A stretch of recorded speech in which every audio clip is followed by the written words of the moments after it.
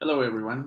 This is Mauricio with Group One. We're going to go over the project number two, number three. So we're going to talk about basically this is the two graph. Let me show my screen here for a second. So this is project two. Basically, the purpose of this project is to identify, to do an analysis on a large two node network data set with a bipartite data graph. So basically what we have here, so the graph that we identified, this is basically this consists of a proprietary data set that consists of, it's about 123,000 purchases. So this is a transactional data set of products that were purchased at a major retailer. This is at a single site. The data was collected. It amounts for a weekend's worth of purchases at that retailer in question. The data was a little bit de-identified, so that we're not revealing any types of like the retailer nor the brands in question. So we just kind of leave like very generic names. So we don't say, for instance, Coca-Cola. We say things like cola, carbonated or carbonated soda, or some things like that. Like we said, this is about 123,000 purchases, which actually they amount to 16,000 orders on the, oops, let me just render this thing. So this is about 16,000 customers that visited the store during that weekend, and they purchased about 2,000 products, 2,100 products. So the data is pretty much a CSV where we have an order ID, a product ID, and this is kind of like this the identified product description and a category description. So we see things like cherries bulk, ham from the deli, milk, candles, things like that, ketchup, applesauce, just like a whole list of products. This is just the top first 20 rows in the data set.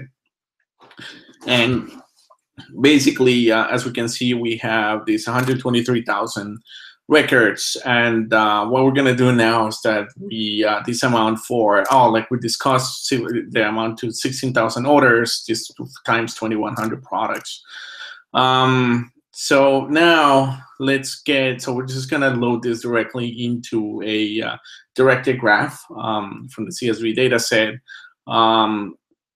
Then we end up with this 123,000 edges. So basically what we have an order that relates to a product, and that's the directionality of it. So we have from an order to a product, and all the products that were ordered in that basket that fall under that order. That's what the composition of the matrix is.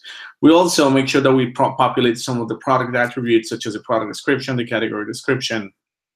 And now let's just, one of the things that we just started doing with the graph, let's first look at the product purchases using, now we're looking at the order product graph, and let's calculate some of the centrality measures, such as the degree centrality, and the page rank. Just going to start with a few and see what happens. So as we can see, by degree centrality, we're looking at the top 20 products. We want to see what they're at. And as we can see, bananas it's really a top ranking product. We can see like this, we populated the quantity, the weight of the edge, which we're also putting out here. So this is the degree op. So this means that about 2,100 orders contain bananas. Actually, it's more than that, but anyways. So we have the degree centrality. So we have bananas, milk, berries, salty snacks. That's really eggs, bread, which kind of coincides with intuitive understanding of retailer orders. So here we have this is basically, probably could have gotten this very easily by doing a count star. Count in SQL, sorting this descendingly and just getting the product count. So I don't see anything much of a hard deal breaker here. However, PageRank reveals an interesting story. So this is the same list. We're just arranging by PageRank. And look at how like the top ranking product according to PageRank. First, let's just look at the numbers are kind of low on the PageRank. The top ranking product is cigarettes, which is very interesting, and it actually took us a little bit of a while to figure this one out. This has about 552 orders, then followed by the carbonated soft drinks, and the page rank. Then we have bananas and the daily, some other daily products. We have beer, which is kind of highly ranked product. But as you can see, it kind of downweights, although it was ordered only 552 times versus bananas 2140, but it gets a higher ranking.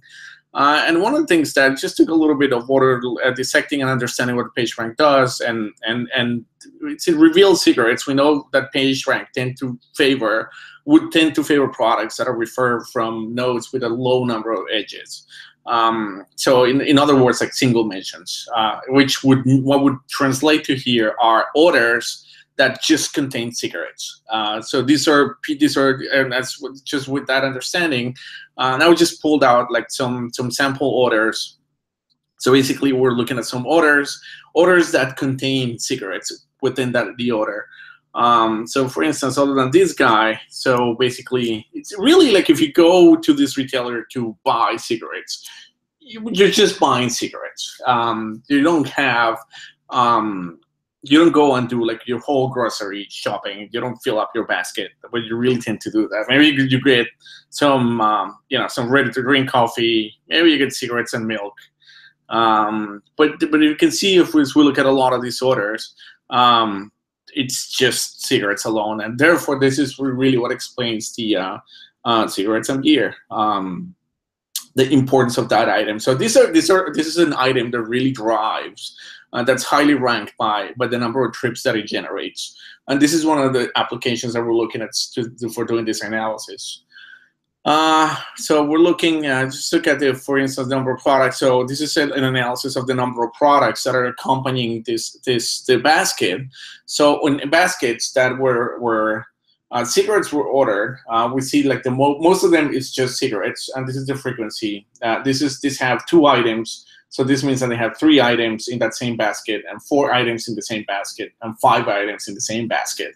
So as we can see, this is probably reinforces. It's a little more wholesome visual approach to see the composition of these baskets. Whereas if we look at this is for a soda, sodas really tend to be part of larger baskets. Therefore, probably they're not so highly ranked unless you have volume to demonstrate it. Or bananas. So for instance, bananas, we have baskets that have 20 items, 40 items, 60 items, so it's a pretty large shop.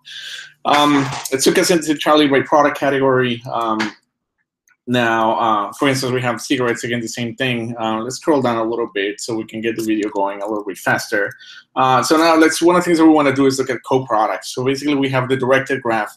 Now, if we could look at the product-to-product projection, we want to see how products correlate to each other, and what products drive baskets, and what are the most important. And I wanted to also look at the islands method. So basically, in the product-to-products graph, we have 2167 products that amount to this quantity of edges, 288,000 edges. And again, so from the islands, basically, we did the islands by these are the islands by the rank, by the weight. So let's start with basically we kind of identify, just empirically identify these breakpoints. So as we're filling up the bottom, we go from 5, we raise it to 20, we raise it to 50, raise the level to 200, and then raise it. These are the water levels. Which is like empirically identify. We started doing by increments of 5, increments of 10, but this kind of seemed to be like some meaningful and significant water levels. As you can see, we have a little bit of a hairball. This is a very low laying graph, but see, this low laying graph also has 9 other graphs. So for instance, at that level of 5, we also see this other island that has two nodes. It's very interesting because it has the shorts woven girl and the short top sleeve knit girl.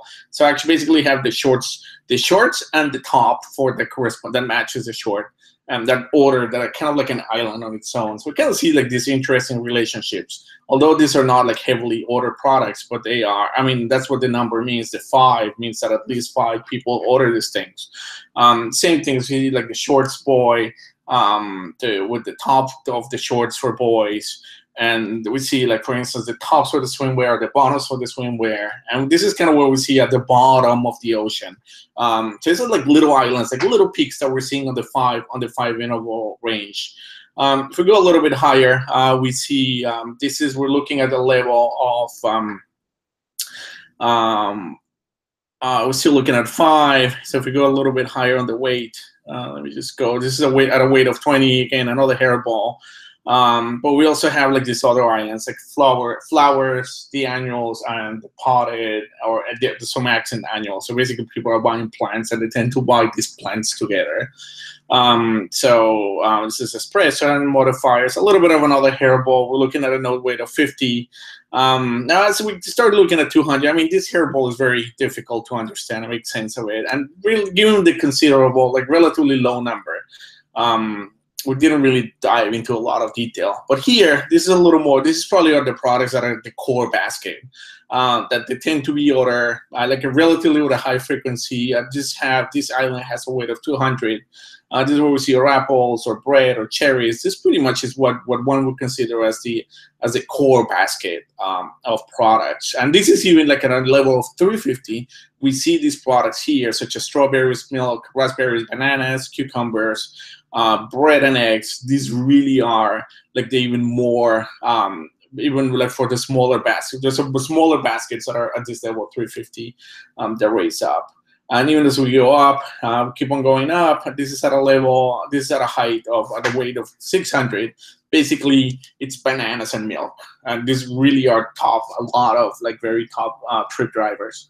So just in the interest of time, let's try. Also, the other purpose was to do a little bit of product recommendations from this. So with the islands, you can see like there are some correlations. Now, in order to do product recommendations, basically we wanted to take a product and be able to get other products that are related to it.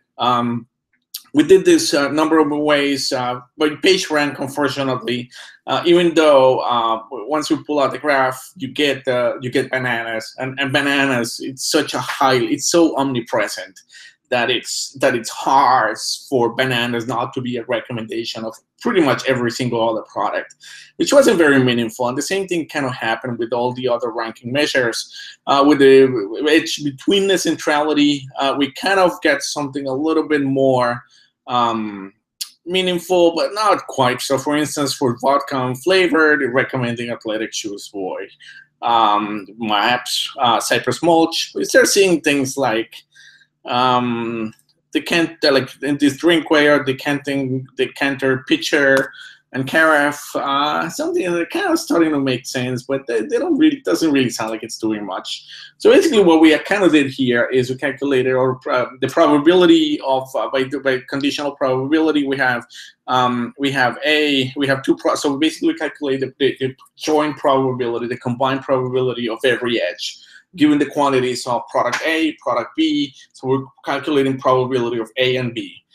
So basically, this we pick out the echo graph for the thing. So the recommendations now look a lot more meaningful. So for instance, for vodka and flavored, we're recommending the beverage mixers, the spirit mixers, get your sodas, get whiskey, get limes, get rum, get gin, get beer, get sparkling water, avocados. Well, I'm not sure what you do with avocados and vodka. I'm sure you'll do something. Tequila, beer. But these recommendations, they are a lot more meaningful. Like if you get, for instance, toilet paper, based on the probability of the joint probability. So basically, this is the probability that we're calculating. That's what the score is. It's a probability, and this is just ranked by the top most probable products that we should get. So we have for toilet paper. For the shorts, again, we go to the bottoms, and as you can see, this kind of like wear, like apparel type of clothing. And no matter what recommendations, what you're looking for, where to recommend, then you seem to get like a pretty consistent, meaningful recommendations out of this thing. So again, this is just by treating the graph as a base and network. So again, the conclusion, top ranking products, we see that PageRank is a good metric for isolating single product baskets. The island communities, we're able to identify top 3 drivers, and with product recommendations, although we kind of struggle finding a measure, we identified a good suitable measures to identify these products. Thank you very much.